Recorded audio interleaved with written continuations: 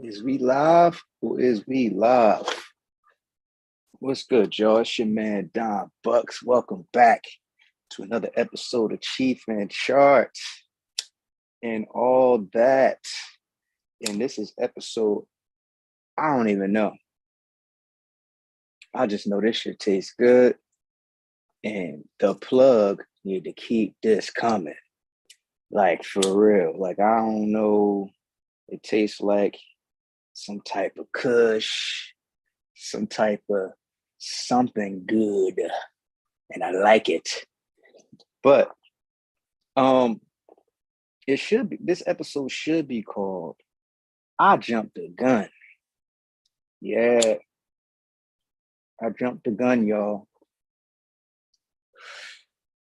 I jumped the gun.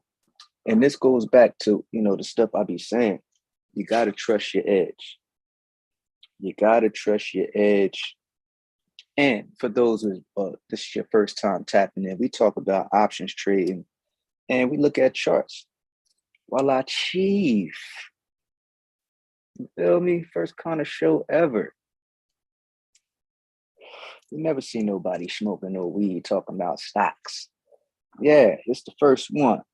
You feel me? So if you see anybody smoking weed and their name is anywhere close to Cheef N Chart, you know what time it is. And this is sponsored by Rap and Dope, the home of money conversations. But I jumped the gun, y'all. The play, it went how I said it was going to go. Like I told y'all that the market ran up crazy. So it has to retract. It can't just go straight up. It has to retract on its way up. So the market structure of MO, because that's my one stock I've been trading, MO, which is Altria, it wasn't trending. It's trading in a range. So it was kind of straight across. So trading in ranges can be a little bit tricky, right? I like trading trends. I'm just messing around in this range. I mean, I'm not over leveraging. So it's practice. It's reps. You got to get your reps in, y'all. You got to get reps in, whether it's fake money or something you can emotionally stand to lose. Because I tell people that too, like what you need to be looking for. And this is why I don't be seeing folks, because they probably blew like 2, 3, 4 accounts. Jokers was screaming options like I was in 2020. But I'm still here. I'm still standing. Where's everybody at? And I think people fell back because they lost a lot of money. And I get it, because this kind of money and how it comes is so different. Like you never seen money made like this before. So this whole arena of trading options is new to us. You feel what I'm saying? So people was over leveraging, trying to, get rich quick, because all these call out groups, people put, I made 30 bands today. I made 50 bands today. So Joker's like, I want to make 50 bands. I want to make 50 bands too. So people was over leveraging. And now in their eyes, it's like options never existed. Where's the people at? So that's key too. You don't want to be over leveraging. What I mean by over leveraging, let me unpack that. So options is already a leverage product, meaning it allows you a lot of leverage. Like it allows you to make a lot of money from small money. It allows you to profit off of 100 shares of the stock, but you didn't buy 100 shares, right? So that's a leverage product. So you're already, even if you made $50, it's still faster than you would have made it in regular stocks. Plus, when was the last time, let's just say that $50 is 20% return on your money. When was the last time you made 20% return on your money in a day, right? The bank don't even give you 1% in a year. So a 20% return in a day, and it's only whatever it is, 20, 30, 40, $50. Those add up. Those add up. So it's already a leveraged product. There's no need to be trying to buy contracts with your rent money because you think you're about to make 10 bands. I did it. So I'm speaking from experience. Shit, I lost 6,000 in one day. And I just watched it disappear, fam. I was like, yo, 2 separate plays. I was playing earnings. And that's another strategy. But, you know, what we talking about here is swing trading. But I was playing earnings because, you know, with options, we're looking for movement in the stock, whether up or down.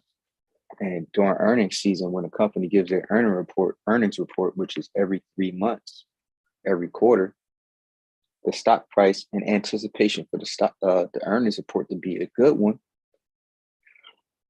the stock price tends to react from the news. Once they release the report, if it's better than expected, it shoots up or it'll shoot down. So you can profit crazy off of an earnings play. But you know, there's many different strategies. That's not what I'm talking about here, but it is how I started. I started trading options, trading earnings. So it can be done, but you gotta know what you're doing,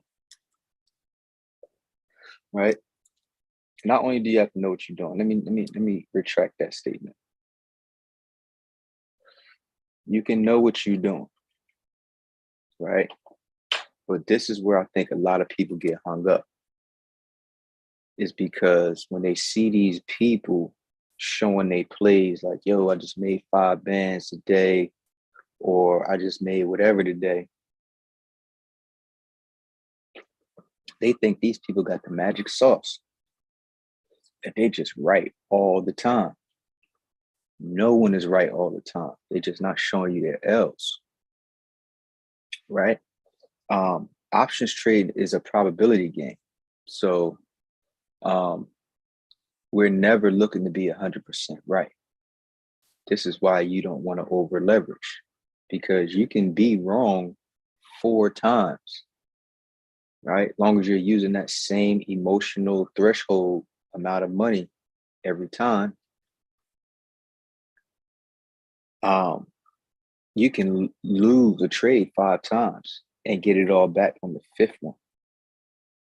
So long as you're using the same strategy that works over and over again, the market is going to do what it's going to do.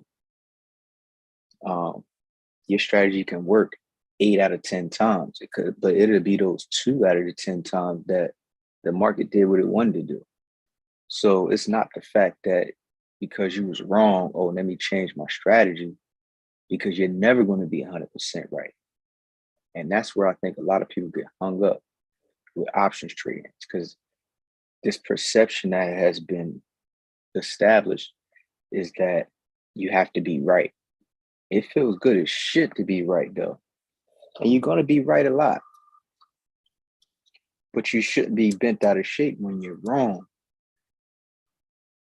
But you will be bent out of shape when you're wrong if you're over leveraging. So I hope I'm hammering that home today before we even get into this chart. In fact, let me get off my soapbox. Let's get into this chart, y'all. So, hold up. Share my screen.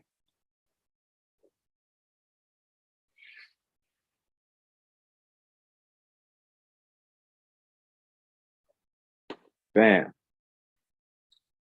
So, y'all know I switched my stock from ASO to MO.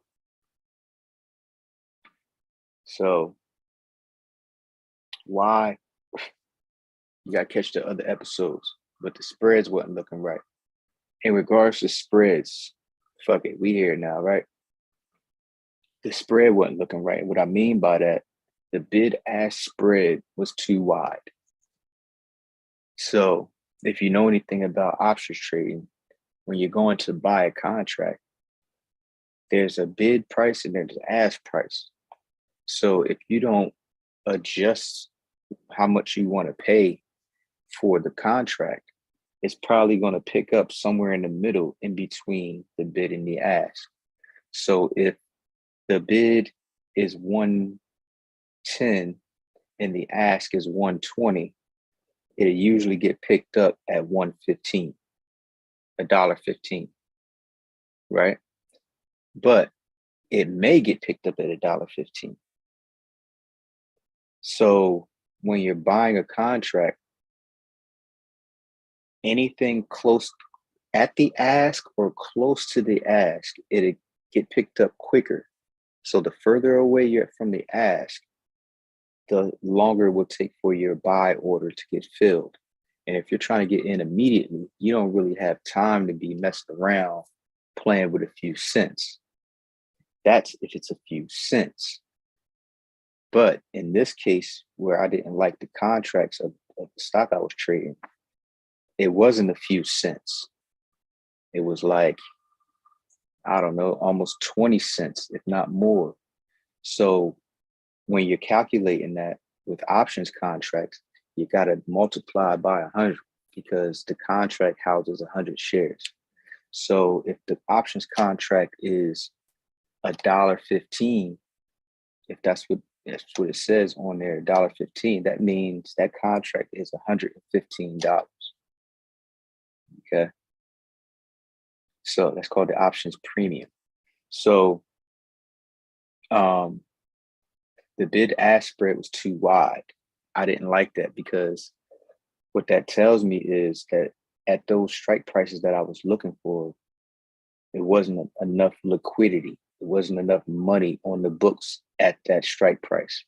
Now, I don't want to go down the rabbit hole into the weeds or what the books are, but every contract that's bought and sold are in the options books that it's in Chicago. Okay. But there's not enough liquidity in the strike price I was looking for. That's why the bid ask spread was so wide. So I switched my stock to MO. So I looked and I found that those contracts were doper. And if you can see here, MO,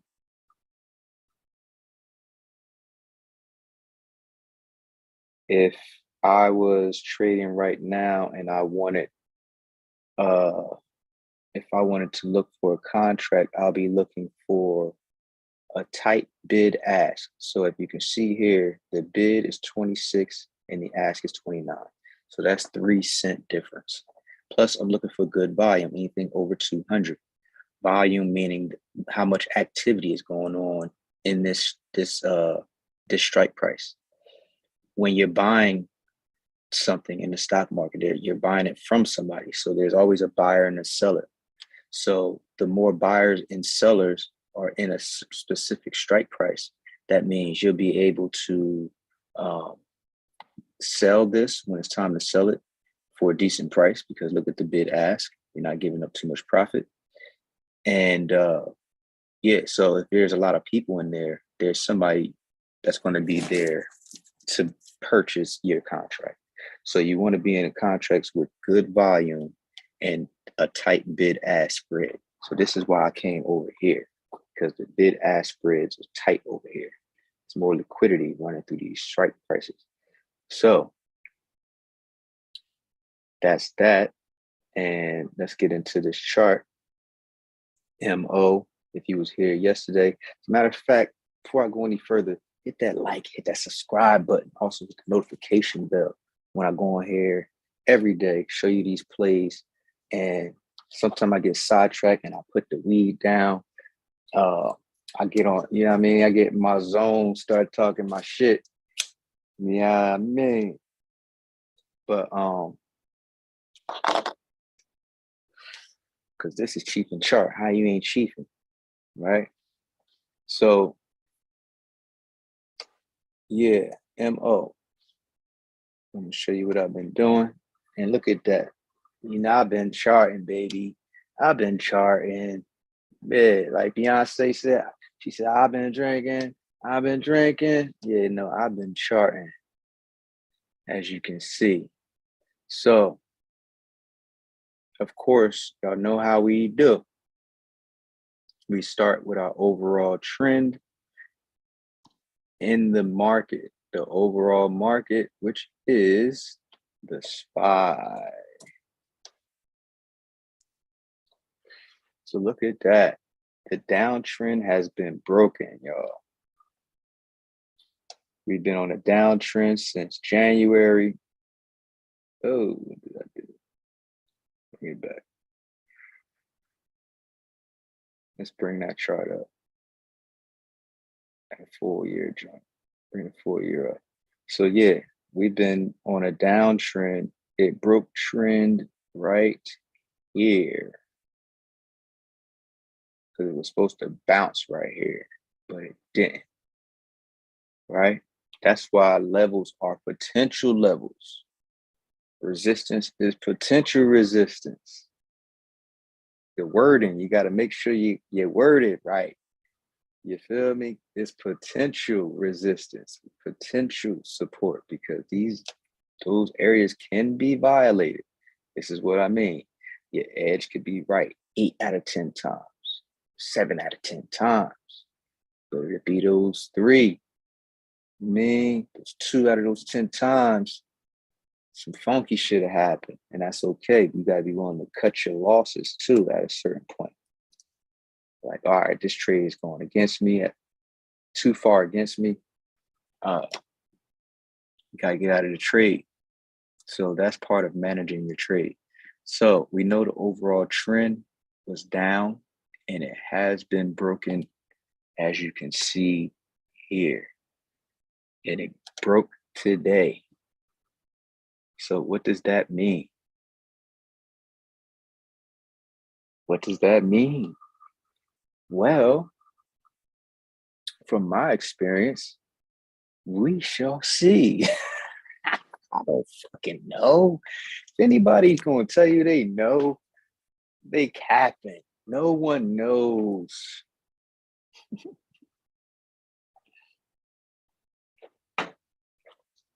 No one knows. You can't predict the market. All you can do is put the odds in your favor and trade what the market is giving you. And right now, it's giving breakout. It's giving breakout of the downtrend, right? So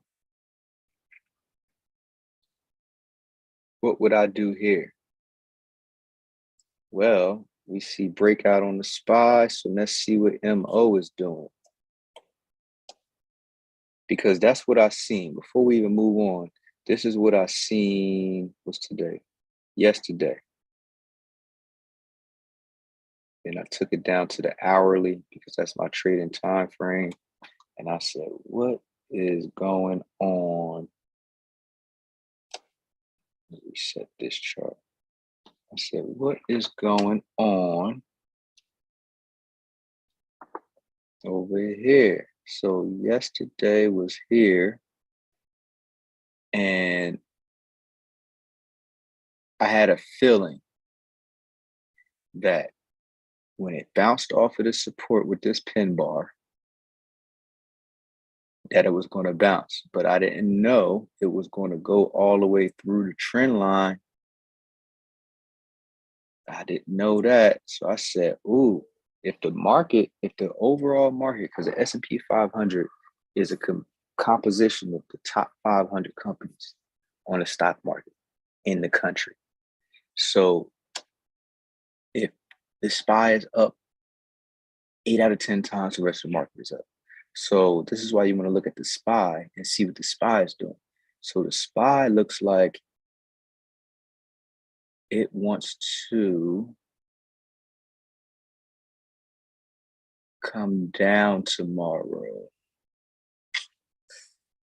Yeah, it looks like it wants to come down tomorrow because it did all of this. It has to retrace. It can't do all of that and not pull back some. It has to eventually, right? So tomorrow, yeah, I might be having to get out of my trade because my trade went against me, y'all. Up until today, I was 7 for 11. These past, well, this is going on the third week. Is this the third week? Yeah, it's the third week. So going into this week, I was 7 for 10. I was 7 for 10 coming into this week. Yesterday, I've been up. It's been up, except for this morning. So this morning, let's go to MO. So what happened was, let's go back to yesterday. So if y'all was here yesterday, I told y'all that we was going into puts tomorrow because I seen this pin bar into this resistance level of this downtrend. This is my trading time frame, which is the hourly. I seen this pin bar, this green pin bar. You see it has a pin at the top. This thing here at the top, that's a pin bar. So it's at a resistance level. So that means it went up here and sold off. This was the high. So it went all the way up here and sellers came in and brought it all the way back down to the level.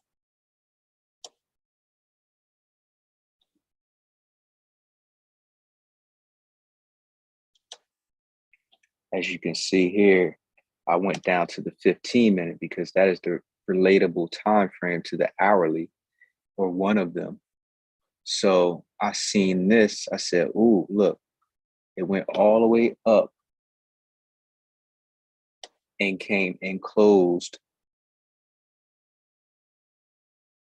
back into this level. Right? All of this represents that hour, that 15 minutes. How many of those is there? So I don't know how many these bars. This is the whole trading day. And these are 15-minute bars. So each one of these bars represent 15 minutes of the trading day. So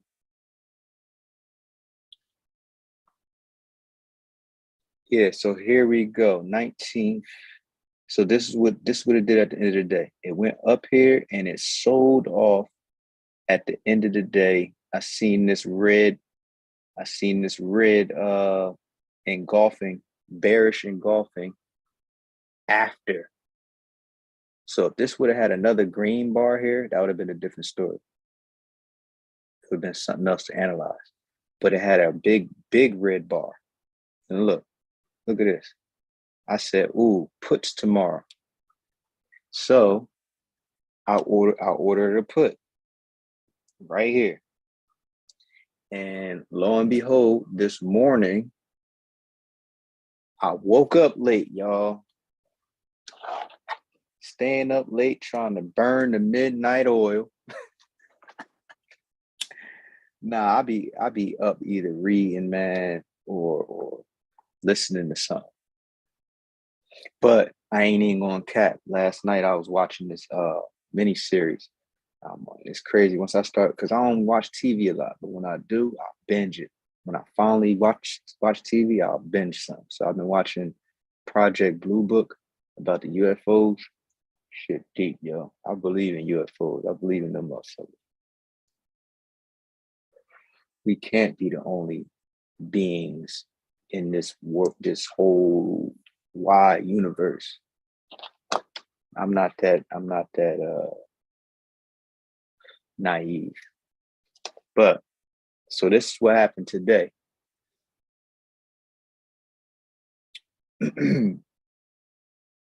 Oh, yeah. Yeah, I've been playing one stock. Y'all gotta get with the program. Play one stock. You don't need to be all over the place. So boom. If you was here the other day, y'all will remember when I caught this pin bar at support and took profit the next day. Right here. Yeah. And then you can play the puts. So I played the put, and this what happened. When I woke up, I realized that I missed a lot of my profits. I only left for like $5, B. I ain't even gonna hold you. But profit is profit. So it dropped all the way down here today. But by the time I woke up, I was panicking like I missed something. And it dropped right here and rallied back up almost to where I got in at. So that's why it was only $5 worth of profit. But if I would have took profit down here where I should have, if I would have been up, so get y'all sleep at night, man, if you playing with this market, because that'll happen. So I woke up all frazzled, half asleep, trying to get my shit together, and wasn't really paying attention to what I was looking at, because you got to be focused. Money on the line. So if I would have been paying attention, I would have seen that this rally right here, this rally right here that I was scared of wasn't about nothing, because it rallied right back up to resistance again. And if I would have seen this red bar right here, like I should have seen it, I wouldn't have been scared, because then it tried it again. Look, it tried it again. This is an important level right here. This is its downtrend line, and this is resistance level, potential resistance level of in my hourly. So you see, it was this going on and this level going on. So this is a very important level. So breakouts, beware. You gotta have a good reason to trade a breakout.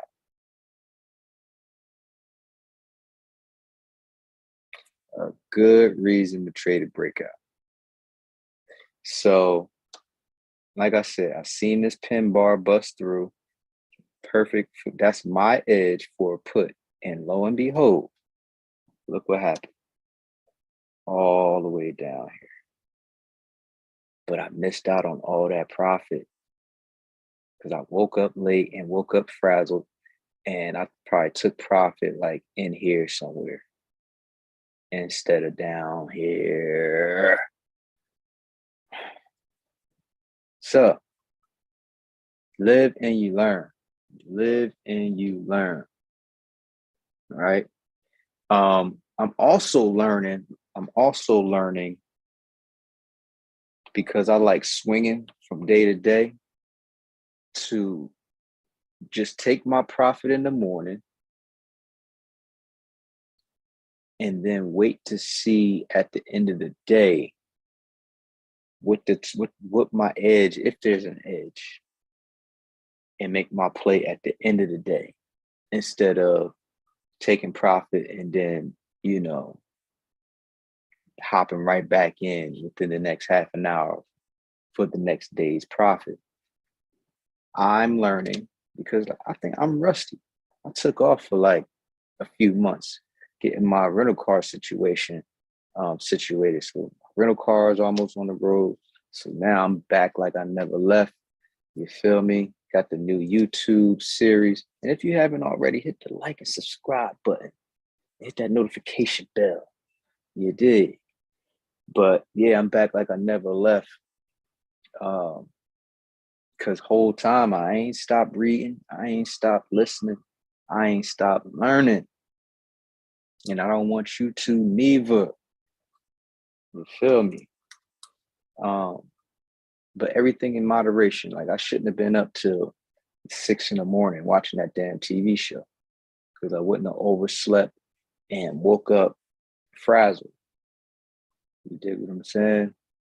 But yeah, I'm learning to wait to the end of the day to see what sets up for the next day instead of making a play not that long after I take profit from my day before play. So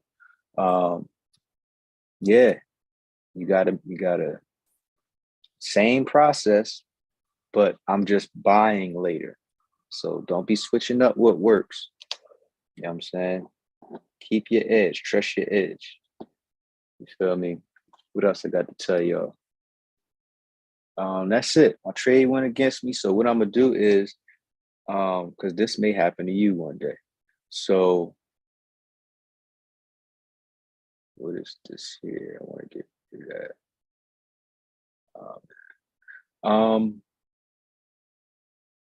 right. Well, before I get out of here, let's just redraw this trend line in things because that just did something I ain't wanted to do. All right, so boom, y'all see this major drop here, and then now it's trading sideways. So let me draw the range that it's trading in, all right? Because it's not a, trend line is one thing, trading the range is a whole nother. So this is what it's been doing, trading in a range. So let's stop here.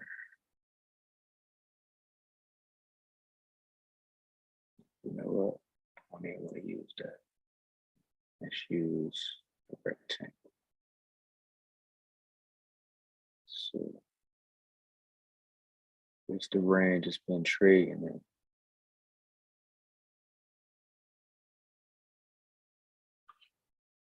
Between 44 and 40 bucks. So you see, this is a downtrend. Lower highs, lower lows. It's a downtrend. When it's trading sideways, that is a trading range. That's what you can define that as.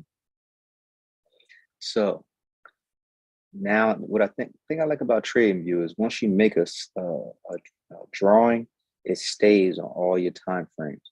So if that is what's going on the overall trend, because it's not a trend, but that's what the market structure looks like right now.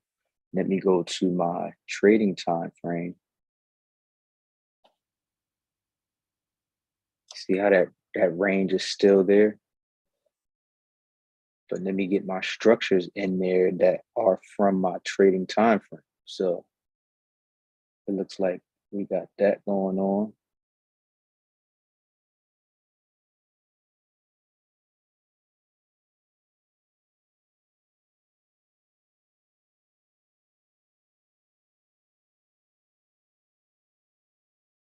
Looks like we might have that going on. All right. And then let's get us some levels in here. We know we got some levels,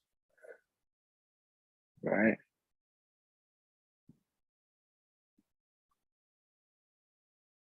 Boom. Click on right here. All right. All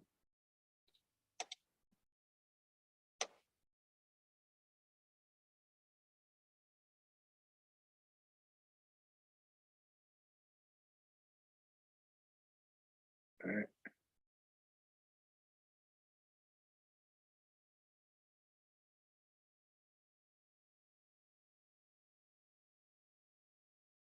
Tedious, but this is how we print money.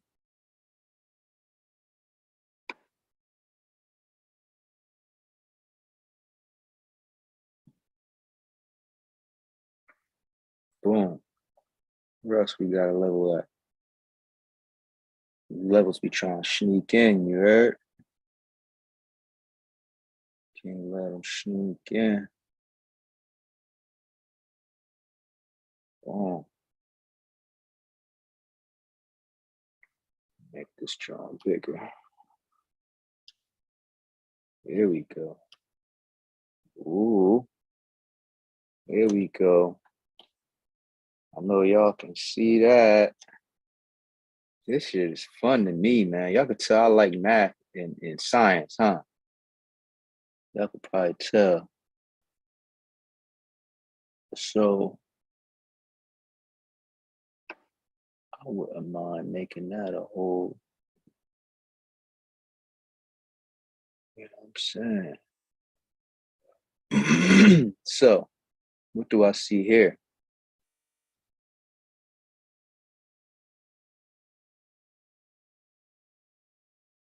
I see potential resistances and potential supports. This looks like a level right here too, doesn't it?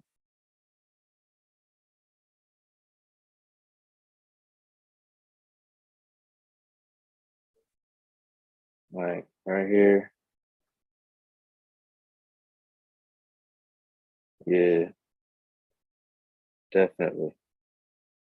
You won't be getting, man, they be trying to see what I'm saying. They be trying it. They be trying it. Gotta make sure you catch them.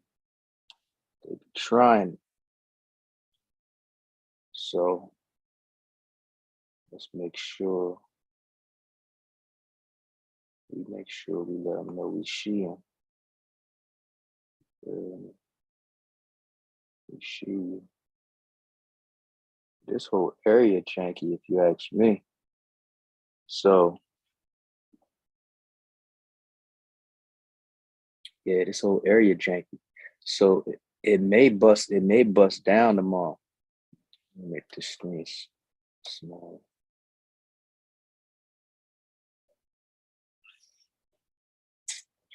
I don't yike it. What did we say about SPY? Yeah, she might come down tomorrow. Yeah, because boom, that's a level right there. Y'all see it? Potential level. It's a potential level right here. Why is it a potential level? Because it went there and stopped more than once. 1, 2, 3. See what I'm saying? That's a level. So probabilities say that it's coming down. That's the edge. It's the probabilities. The probabilities are high that when it hits a level of potential resistance, that it's going to reject. So we just put the odds in our favor with probabilities. What is the has the highest chance of happening right now based off of what we know? And then we can look at the other parameters or variables like the MACD momentum to confirm what we're seeing, right? So if I was to use what I'm seeing there with the bars and this MACD, I see the MACD crossing down, which is bearish. I see that the blue line is crossing under the red line here. That's bearish. I see bearish volume and I see a potential resistance. What that's telling me is that it's got to reject. High probabilities say that when you see that combination, that's going to happen. So, like we said in the beginning, 8 out of 10 times that may happen.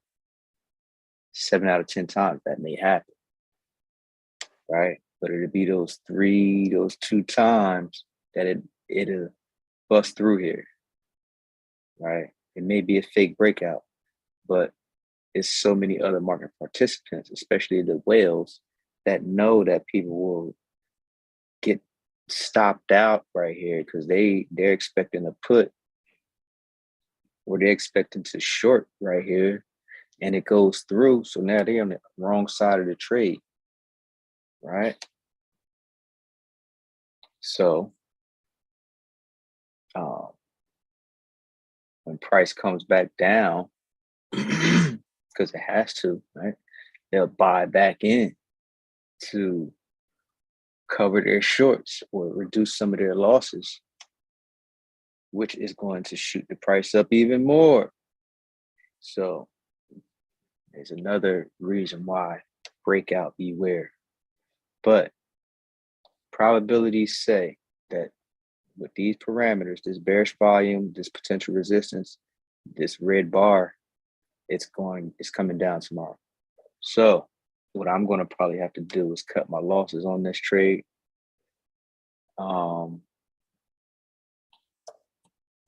Which is cool because I'm not over leveraged. This chart looks different than the one we just looked at.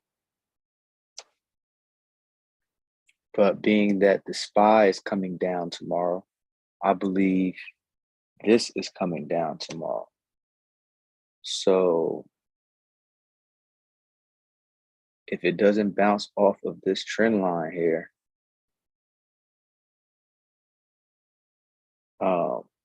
if it drops below here and doesn't bounce, I don't see any bullish volume on the 15-minute.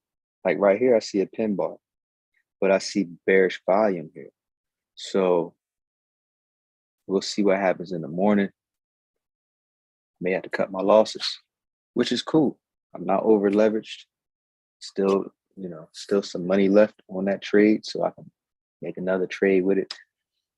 But you have to know where you're cutting losses. Just like you know where you're taking profits. I didn't mean for this show to be this long today, but it is what it is, man.